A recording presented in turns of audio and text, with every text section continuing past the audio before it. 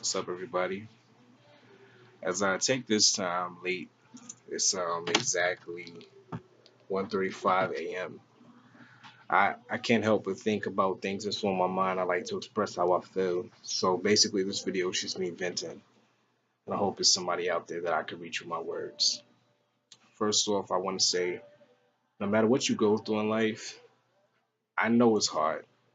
I know it's rough, especially when you're trying so hard to obtain something that you really, really want to do or pursue someone you really, really like. And it's hard when you put your faith and trust in a person and they deceive you because it changes your outlook on the whole on opposite sex. Like if you love a woman so hard, you do everything to make her happy, everything, and she hurts you so bad, you start to doubt other women out there. Like maybe she's like her, maybe she's like her. And the same thing for women. Women are very sensitive people. When a guy takes that much out of a woman, she despises the word man. And when a guy comes through, a real man comes through, he has to go through the hell of the pain she's feeling. And it makes it hard for good brothers out there because we all get looked at as dogs. We all get looked at as the term they have now called fuck boys, fuck niggas. And it's sad that our race is being subjected to being called all these different types of names because of what happens in the past to other people. And it's painful for those who actually really do care. Because there are good women out there who want to make men happy. And there are good men out there who want to make ladies happy. But at the end of the day, we have to go through an obstacle course in order to do it because of what the person has been through. There are beautiful women all through this world. I don't care how you're made. I don't care what skin tone you have. I don't care what race you are. At the end of the day, you're all queens. And see, people take my kindness for weakness. They think, oh, he's a ladies' man. He got women here and there. He's got women in and out of his house just because of how nice I am. No, I'm saying this boldly. I am celibate by choice. I am single by choice because I am not focused on that. My focus is building. If you can build with me when I'm down, then we could grow together and be up together. Because you're just looking at, oh, he got a pretty smile, or he got nice eyes, he got a nice body, or whatever the case may be, you're not going to go further. You can go anywhere with me because I'm not going to be looking at you as, okay, this is a person I could build with. Because this is just showing me that's all you're subjected to is my looks, my outer being, instead of knowing who I am. Instead of taking the time to learn who poetry is, who Troy is. And that's me. If you can't learn who I am, then you can't grow with me. Then you can't build with me. And that's just something that's sad because I'm a lot more to offer than looks. I'm a lot more to offer than a nice body or whatever the case may be. I'm a very intelligent person. And there's people out there who have the same mentality that wants to build, that wants to grow, not be subjected to a sex symbol or this the stereotypical things that people put on us because that's the big thing out there. People put titles on you, which they feel you may be. Instead of taking the time to actually get to know you, they put a title on you. There was a female who I won't even give the satisfaction of mentioning her name, who subjected me to being a player and having holes. Those are her terms because of the fact that I'm nice. And she subjected me to being this kind of player and she hasn't even known me 3 days, 4 days, and she literally made it her business to make statuses about me and text my phone with these slanderous terms and these assumptions and these judgmental things. And I'm just sitting back like, you don't know a damn thing about me, but yet you can subject yourself to stooping so low by making yourself sound retarded by thinking you know who I am. And it is what it is because that's how life revolves. People are going to put titles on you because they have that ability to do that. They have that option to do that. They have the autonomy to make sure they can make their day better by putting titles on you. People will waste their own time trying to make you look bad. And that's the sad thing in life today. That's what really troubles me with these new generation, I would say. because there's younger cats out there now who's subjected to what they see on TV or the music that's being put out, and they want to take it and run with it. I would like to see a lot more young black men step up being doctors or lawyers or businessmen, entrepreneurs, rather than being thugs in the street who want to sell drugs and be a title of a thug. Now, don't get me wrong. There's brothers out there who are making ends meet by doing that, and more power to you because that's what you choose to do. But anybody can be successful. I don't care what your background may be. I don't care how you started out, started from the bottom, whatever the case may be. You could be successful in anything you put your mind to if you believe in yourself. Nobody, and I repeat, nobody can put a title on your life unless you allow them to. That goes to my beautiful black women out there, my queens. If you can do something with your life and you believe in it, nobody can change it. I don't care who you are. I don't care what you've been through. There's beautiful women who I see doing something positive with their life, and I salute them. And I'm gonna tag the women that I fully salute because I know you're out there grinding and doing what you got to do to benefit yourself, and I salute that. I truly salute that because I admire to see women who take charge, don't have to worry about a man doing something for them, or a woman that there's some women out there who are gold diggers who just want to use men for money instead of making themselves successful. They want to be successful over somebody else's riches, and that bothers me because not all women are like that. There's women I know right now who are grinders, who got their paper, and I salute them. It just makes me admired to hear them and hear how business orientated they are, because that's such a blessing. That is such a blessing to see a beautiful woman doing something positive with her life and don't have to be subjected to being a stereotype of a gold digger or a whore, or like these like some cats try to pertain women to be, and that's sad. I hate to see statuses when I see stuff like, oh, bitches ain't shit. How can you dignify a woman as being a bitch? Because last I checked, women are not subjected as female dogs. Then you have some women who call themselves bad bitches.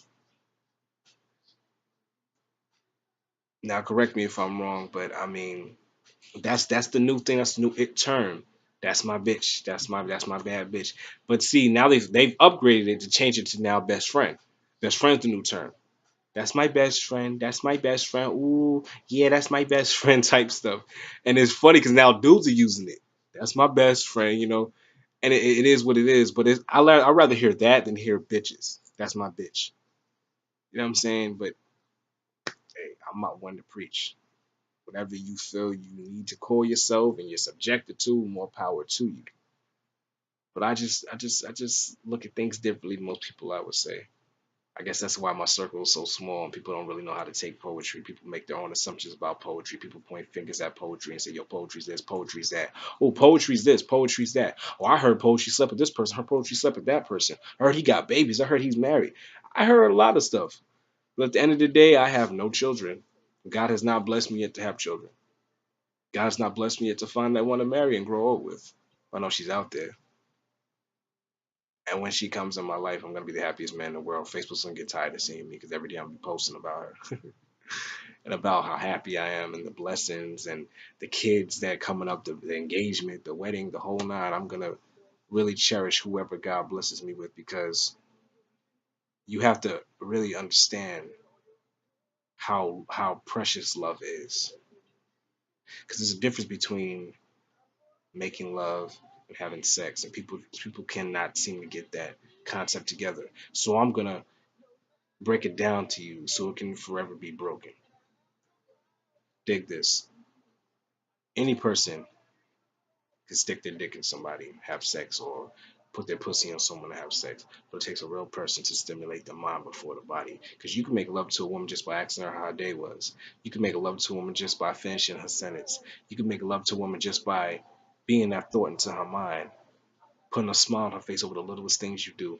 You can make love to a woman by just saying, hey, don't worry about it, baby, I got it. But I got it. Don't worry about it, I got it.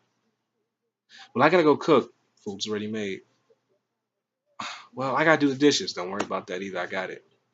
Relax, my queen. I got you. Okay, all right. Well, I'm about to go run a bath water. Don't worry about that either. I already got a ram for you. It's nice and warm for you.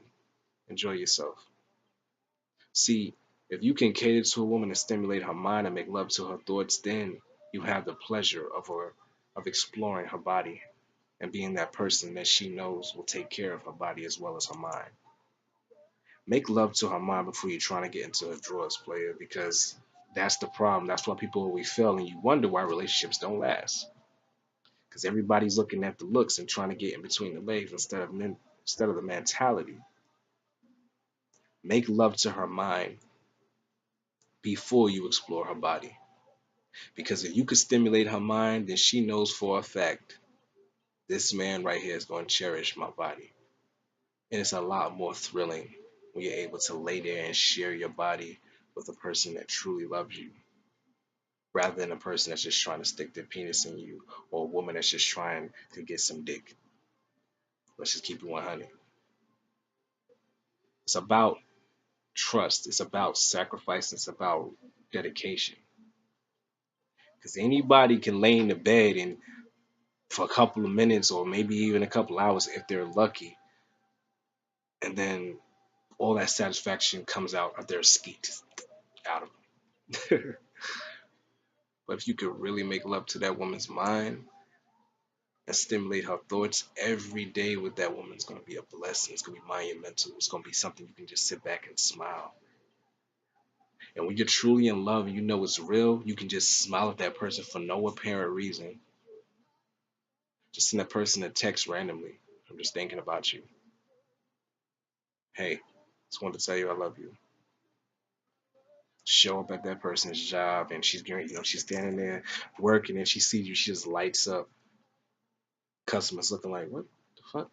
And you just look at her and you say, hello, my queen. You're lovely as ever. You made my day just by looking at you. So I had to come here and show you my appreciation. Give her a kiss and some flowers or something, or for the take at dinner or lunch. That's another thing. People always think, well, I ain't got the money, so I can't really take care of my girl. You don't have to take care of your girl by spending money all the time. You can say to your lady, hey, baby, don't worry about dinner tonight. Well, where we going? Surprise. So she gets all dressed up and then she comes and sees a nice dinner laid out for her. A candlelight dinner by a fireplace or something. If you don't have a fireplace, light candles and lay on the floor and be romantic, be spontaneous. Women will love that more than you just always saying, oh, shit, I'll get dressed and take you something, get a bite to eat something. If you got to show your love through materialism, materialistic things, then you truly don't understand the possibilities of love. You have to show that unconditional love, that symbolic connection that makes her smile. She can go to bed happy, wake up happy. And no, you're not going to always see eye to eye, but she'll know I'd rather fight with you knowing that you're going to be down for me than fight for you knowing you're ready to throw in the towel. That's the problem a lot of people face today. People are so quick to fight, but not really fight for each other. They just fighting because they want to they want to make their words sound worse than the other person and have the last word to make that person cut deeper with the words they said. See what that's what they focus on now, hitting below the belt instead of actually just fighting for each other, fighting for each other's love. And ending each fight with this. If you end a fight like this, well, it is what it is. Because no matter what, I still love you. Fight's over. But if you ended it with, bitch, I don't know why the fuck I'm with your ass anyway. Or nigga, you ain't shit. You never gonna be shit. It's no point. That's just cutting below the belt. That makes them feel like, why am I with you? See, the power of the tongue is very, very powerful. It cuts deeper than any knife. You can say the most hurtful shit to a woman that could screw her life up. And I'm not even trying to be funny. You can say the most hurtful shit to a man that could screw his life up. You can say some dirty ass shit like having an argument with your lady and say, you know what, bitch, I hate that I'm with you. Just bitch, I hate was enough. Then with you, just sign the deal. That's gonna be playing her mind. Or nobody else is gonna want your ass. I'm the only person that got you. Fuck. Who else gonna want you?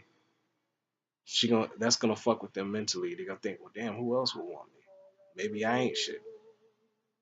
I don't care how thug and hardcore you may be. The sharpest words can break you down to a puppy. Watch what you say to people, man. Stop hitting below the belt all the time. It's about building, not breaking each other down. Build. And God will show you the true meaning of love because before you love a person, you have to love God. And you have to love yourself so that way you can be beneficial to that person. Please stay true to yourself, man. 2016, summer's coming, it's hot. You know, if you have that person that you with, cherish them. Because love's a very powerful and very, very blessed feeling. Unfortunately, I don't have that person I can share that with. But I do have God, most importantly, so I'm happy. That's why I'm smiling all the time. That's why I'm doing inspirational posts all the time. And I have good friends that I can really, really cherish. So I hope to God that I helped everybody with my words of wisdom. And if you need any more advice, just contact me. I'm willing to help. And hopefully my words touch people out there. God bless you all. Stay encouraged and do not give up. And remember, cherish each other and cherish yourself and watch exactly how much blessings can come through. Thank you.